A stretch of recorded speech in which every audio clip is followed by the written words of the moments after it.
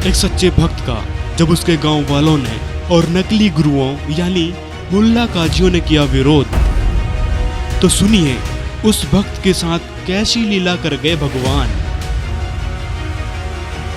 दोस्तों नमस्कार। वैसे तो हमने लोकवेद यानी सुनी सुनाई जानकारी के आधार पर धर्म के ठेकेदार माने जाने वाले नकली गुरुओं की सभी बातों पर विश्वास कर लिया और हमारे पवित्र सदग्रंथों में लिखी सच्चाई पर ध्यान भी नहीं दिया। जब जब सच्चे संत यानी भगवान के कृपा पात्र सदगुरु आते हैं तो उनका हम अज्ञान के आधार पर विरोध ही करते हैं। उनसे नाम दीक्षा ले चुके भक्त से ईर्ष्या रखते व उसका विरोध करते हैं। इससे परमात्मा बहुत नाराज होते हैं, जिसके कारण हमारे ऊपर दुख व आपत्ति आना शुरू हो जाती है। संत जो ज्ञान देते हैं उसको ध्यान से सुनना और समझना चाहिए। परमेश्वर कबीर जी ने अपनी अमृत वाणी के माध्यम से संत और भक्त की महिमा गाई है। कबीर माया दासी संत की उभय दे आशीष, बिलसी और लातों छड़ी सुमर सुमर जगदीश। सर्व सुविधाएं धन से होती है, वह धन शास्त्र विधि अनुसार भक्ति करने वाले संत भक्त की भक्ति का अनुद्देशित उत्पाद होता है। जैसे जिसने गेहूं की फसल बीजी तो उसका उद्देश्य गेहूं का अन्न प्राप्त करना है, परंतु भूस अर्थात चारा भी अवश्य प्राप्त होता है। चारा तूड़ा गेहूं के अन्न का अनुद्देशित उत्पाद है, यानी व्यर्थ का पदार्थ है। इसी प्रकार सत्य साधना करने वाले को अपने आप धन माया मिलती है, साधक उसका उपयोग करता है, वह चरणों में पड़ी रहती है, अर्थात धन का अभाव नहीं रहता, अपितु आवश्यकता से अधिक प्राप्त होती है। परमेश्वर की भक्ति करके माया का भी आनंद संत भक्त प्राप्त करते हैं तथा पूर्ण मोक्ष भी प्राप्त करते हैं। आइए सुनते हैं मंसूर और सिमली की मनमोहक कथा। परमात्मा कौन है? परमात्मा कैसे हैं? परमात्मा को कैसे पाया जाता है?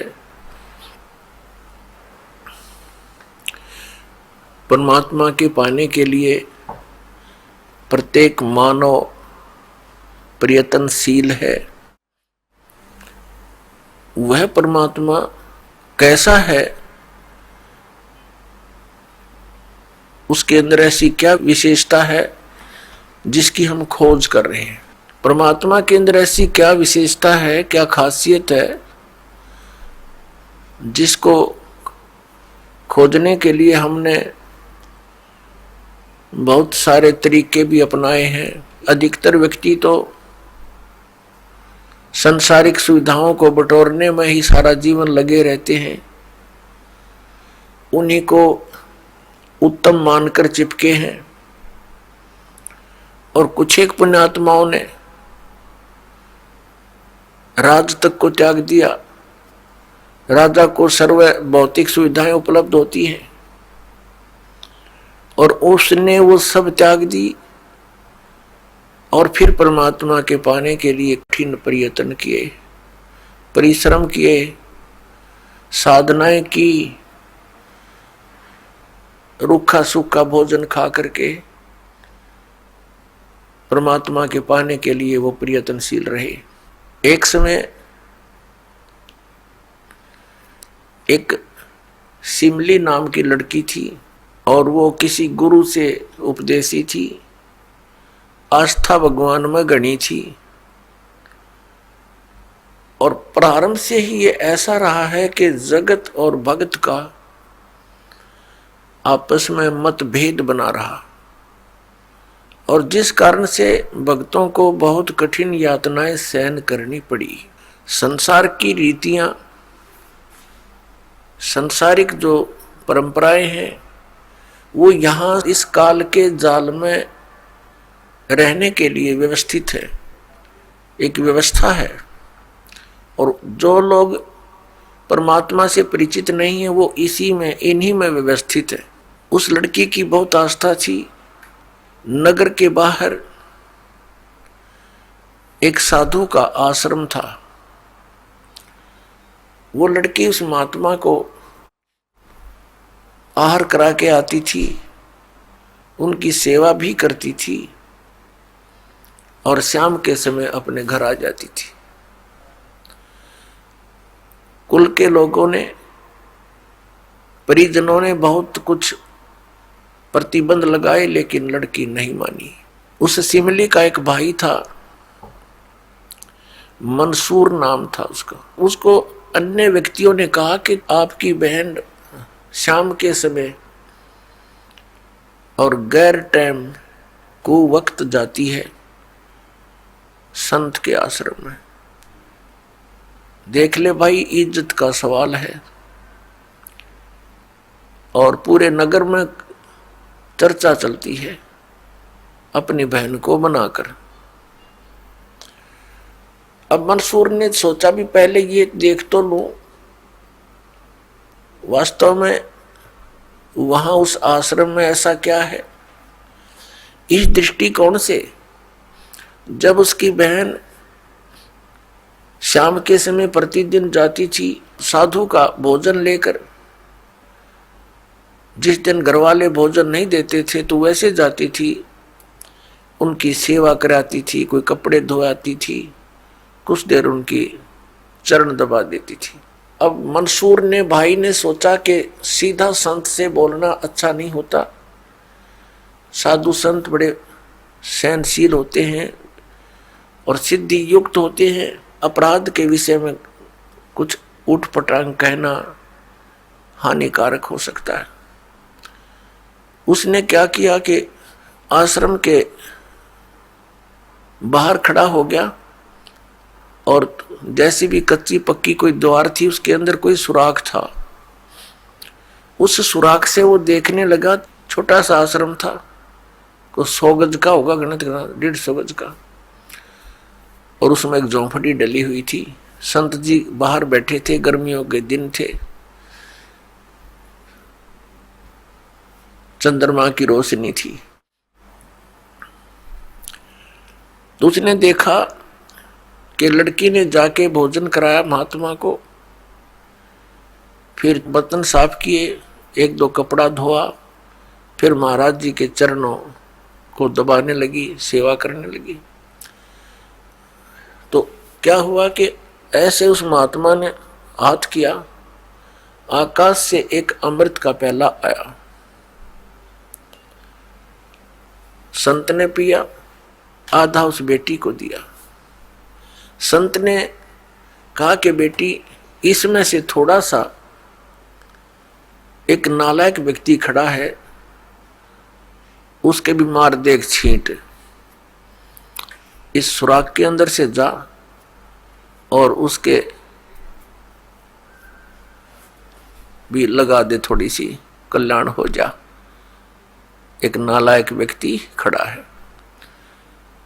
अब उसने जाकर के, लड़की ने आदेश पालन करना था, सुराख में ऐसे कर दिया। उसने देखा कौन है कैसे, तो उसके भी जीभ पर वो थोड़ा सा अमृत की छींट लगी। एकदम उसके हृदय में एक विशेष प्रेरणा हुई कि मैं बहुत पापी हूं, मैं नीच हूं, और ऐसे पाक साफ महापुरुष के विषय में मेरे मन में दोष आया। रोता हुआ आश्रम के अंदर प्रवेश हुआ और कहा, महाराज मुझ पापी का भी उद्धार हो सकता है। मैंने आपके बारे में बहुत गलत सोचा। उस संत ने कहा, बेटा जब तक बोध नहीं होता, ज्ञान नहीं होता, तब तक प्राणी के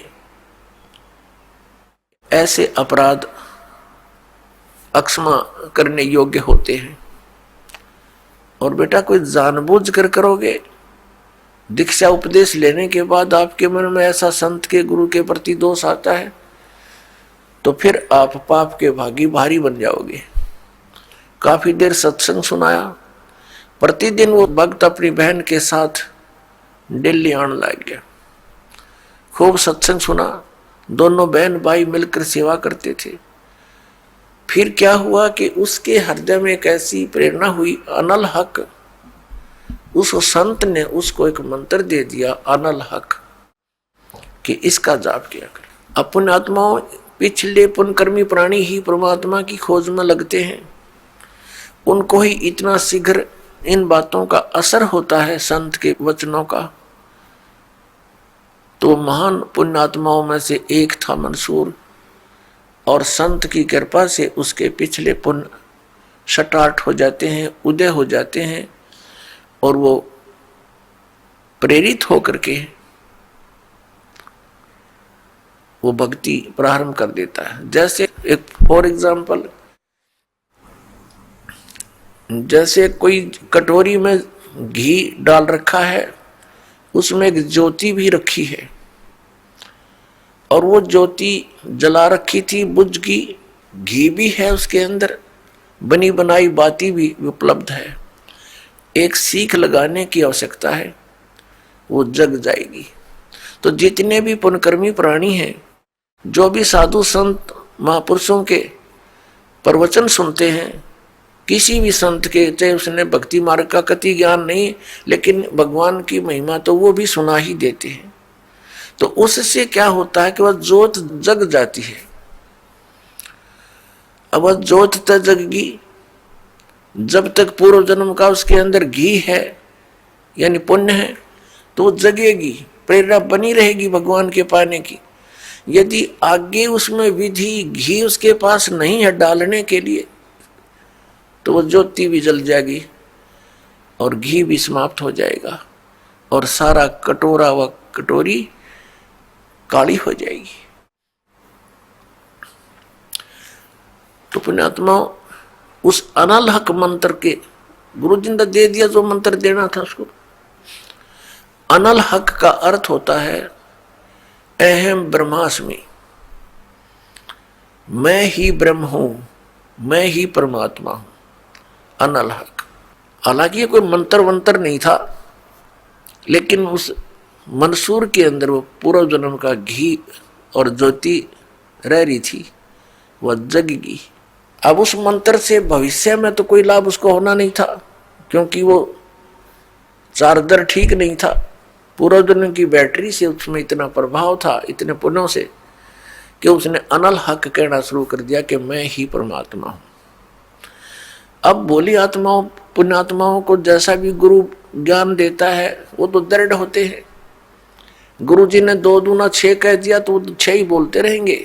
घर वाला कहेगा, कोई उसको बताना चाहेगा, वो नहीं मानेगा, कहता नहीं मेरे गुरु जी ने ऐसे ही बोला। तो अबोध बच्चे ऐसे ही होते हैं। इस बात का ज्ञान पूरे मुसलमान धर्म में हुआ, क्योंकि वो मुसलमान धर्म से संबंधित था, और मुसलमान धर्म ये मानता है कि जीव ब्रह्म नहीं हो सकता। वैसे तो जीव ब्रह्म हो ही नहीं सकता, ये तो अंडरस्टूड है। जीव तो ब्रह्म है ही नहीं, ब्रह्म अलग है, जीव अलग है। ब्रह्म मीन भगवान, जो जीव का भी उत्पत्ति करता है। लेकिन मुसलमान धर्म ये मानते हैं कि पृथ्वी पर परमात्मा नहीं आ सकता। वह तो 7वें आसमान में रहता है, 7वें स्वर्ग में। और कोई ये कहता है कि पृथ्वी पर परमात्मा है, वो दंड का अधिकारी है, वो भ्रमित कर रहा है, मुसलमान धर्म के विधान को बिगाड़ रहा है। इस कारण से मंसूर को बहुत बार समझाया, राजा तक बात गई, बहुत कुछ कहा, लेकिन नहीं माना, अनल हक करता रहा। उसको कहा कि तू ऐसा मत बोल।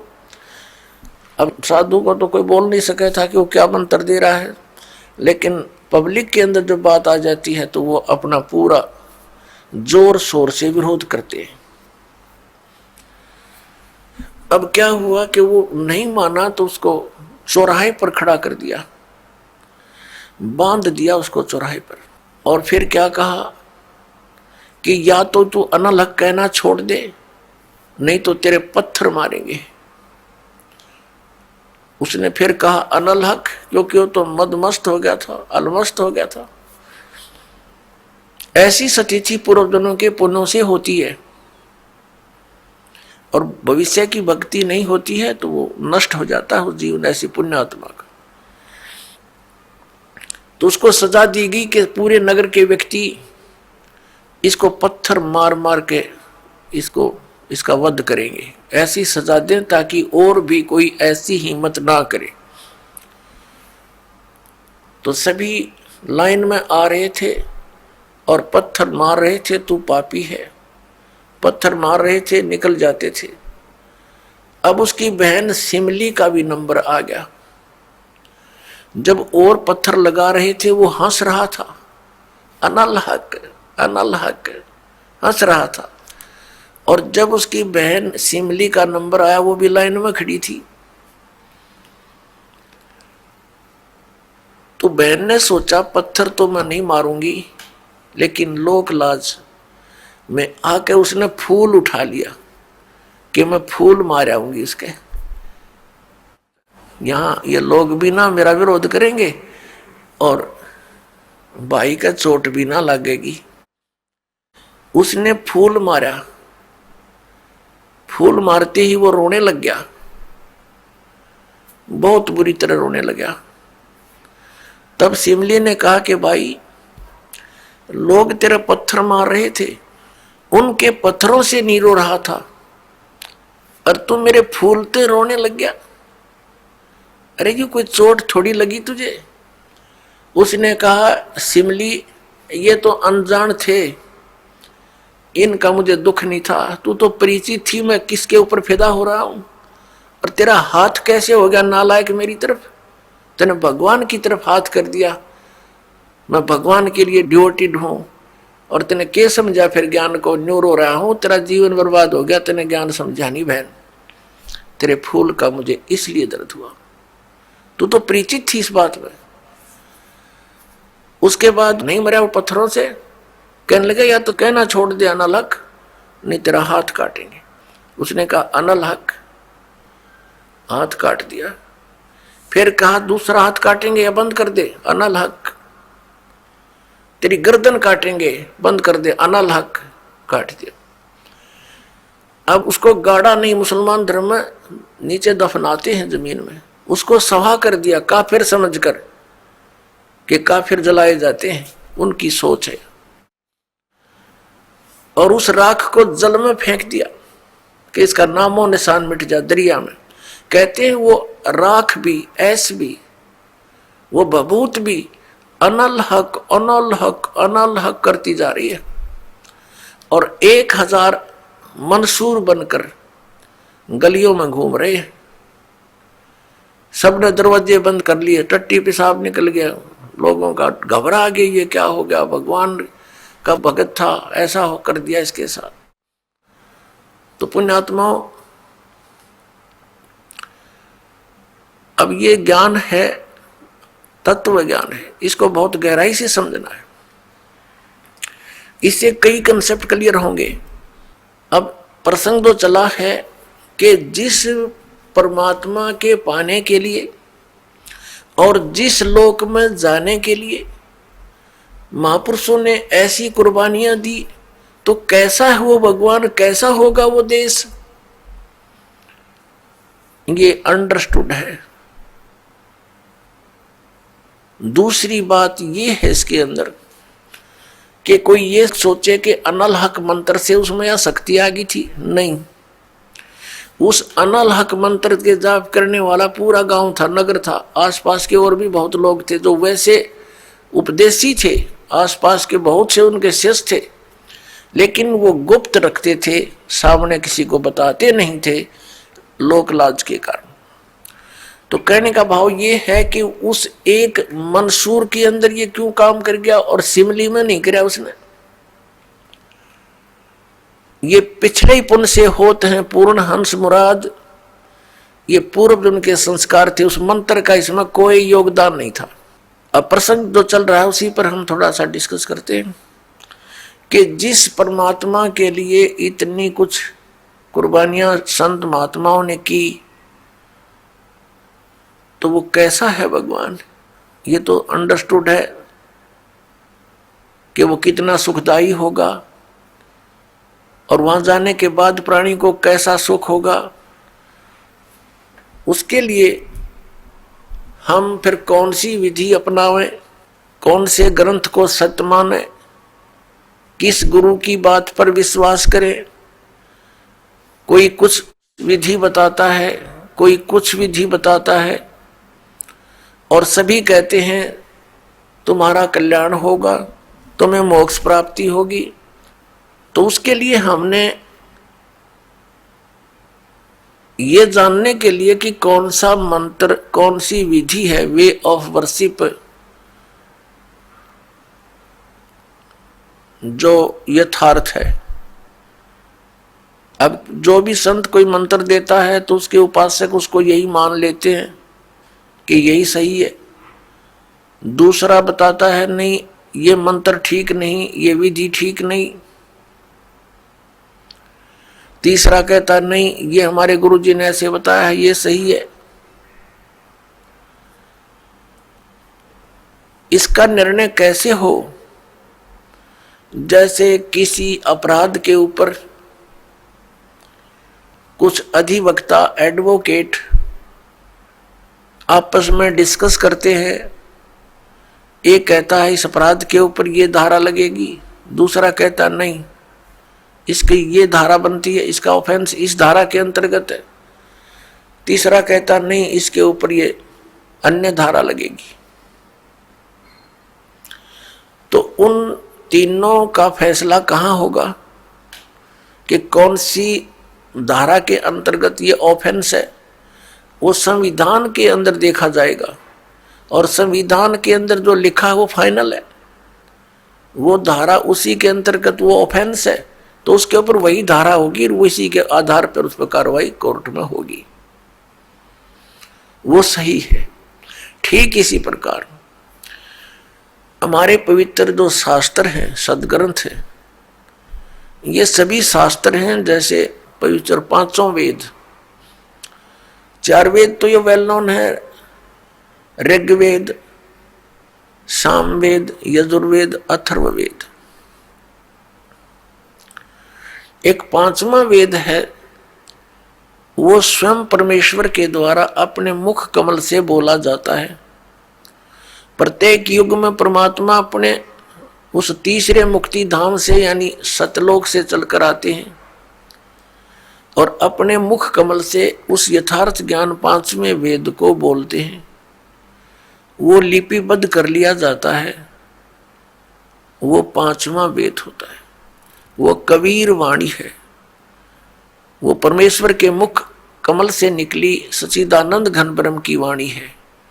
गीता जी अध्याय नंबर 4 के श्लोक नंबर 32 में गीता ज्ञानदाता कहता है कि अर्जुन, जो विधि साधनाएं आपने गीता अध्याय नंबर 25 के श्लोक 31 तक सुनी, कोई कैसी साधना करता है, कोई हठ योग करता है, कोई स्वाध्याय ही करता रहता है, कोई अन्य देवताओं की पूजा करता है, कोई कठिन घोर तप करता है, कोई अहिंसावादी है जैसे मुख पर पट्टी बांध कर नंगे पैरों घूमना, कोई केवल योग अभ्यास हठ योग करके समाधिस्थ होने की चेष्टा करता है, कोई प्राण अपान की क्रियाएं करता रहता है, कोई श्वासों को बाहर निकलते अंदर जाते देखता रहता है। इस प्रकार से सभी साधक अपनी अपनी साधनाओं को वो पाप नाश करने वाली जानते हैं, मोक्षदायक मानते हैं। यदि वो इनको गलत मान ले तो इनको छोड़ दे, क्योंकि भिन्न भिन्न साधनाएं और सभी कर रहे हैं और पाना एक परमात्मा को, तो ऐसा कभी नहीं हो सकता। उस परमात्मा के पाने की एक ही विधि है जो हमारे सदग्रंथों में विद्यमान है। तो उसके बाद बताया है कि ये सभी इस प्रकार के यज्ञ यानी धार्मिक अनुष्ठानों की जानकारी विस्तार के साथ ये चौथे अध्याय के 32वें श्लोक में श्रीमद् भगवत गीता जी में लिखा है कि इस प्रकार के धार्मिक यज्ञों की जानकारी, यज्ञ माने धार्मिक अनुष्ठानों की जानकारी सच्चिदानंद घन ब्रह्म यानी ब्रह्मणे मुखे सच्चिदानंद घन ब्रह्म की वाणी में विस्तार के साथ कही गई है। और उसको जानने के उपरांत फिर तू सभी कर्म बंधन से मुक्त हो जाएगा। चौथे अध्याय के 34वें श्लोक में कहा कि वो तत्व ज्ञान जो परमात्मा ने अपने मुख कमल से बोला है वो तत्व ज्ञान है। उस तत्व ज्ञान को तू तत्वदर्शी संतों के पास जाकर समझ। वो तत्वदर्शी संत तुझे उस परमात्म तत्व का ज्ञान कराएंगे। इससे एक तो ये सिद्ध हो गया कि गीता ज्ञानदाता कंप्लीट नॉलेज, स्पिरिचुअल नॉलेज नहीं रखता। उसने ऑप्शन छोड़ दिया कि वो यथार्थ ज्ञान उस परमात्म तत्व का 18वें अध्याय के 62वें श्लोक में गीता ज्ञानदाता जिस अन्य परमात्मा की शरण में जाने को कह रहा है, उसकी जानकारी कहते हैं उस तत्वदर्शी संतों के पास जाकर समझ वो बतावेंगे। गीता ज्ञानदाता नहीं जानता।